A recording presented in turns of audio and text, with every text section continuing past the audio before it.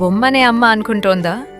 Japan జూలోని ఈ కోతిపిల్ల video ఎలా viral అయిందంటే, జపాన్లోని ఇచికావా సిటీ జూలో ఉండే ఈ కోతిపిల్లకు జూ సిబ్బంది పెట్టిన పేరు పంచ్. కారణమేంటో తెలియదు గాని పుట్టిన కొన్నాళ్ళకే దీన్ని తల్లి పక్కబెట్టడం మొదలుపెట్టింది. దీంతో ఆ కోతిపిల్ల ఒంటరిదైంది. గుంపులోని మిగిలిన కోతిపిల్లలకు దాదాపు ఇదే పరిస్థితి ఉంది. దీంతో సిబ్బంది దానికి ఒక ఒరంగుటాన్ బొమ్మనిచ్చారు.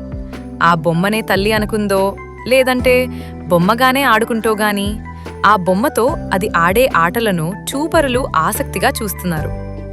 వైరల్ అయిన ఈ వీడియో ఆన్లైన్లో లక్షల మంది నెటిజన్ల హృదయాలను కదిలించింది.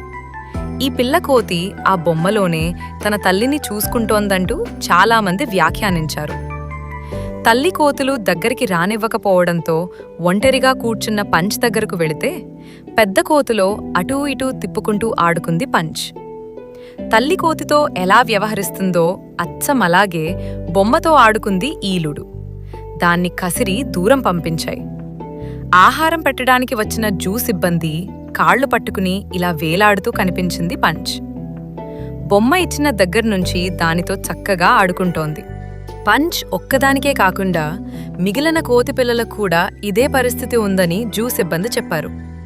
అయితే ఇప్పుడిప్పుడే పంచ్ను తమ గుంపులో ఒకరిగా చూస్తున్నాయి పెద్ద కోతులు.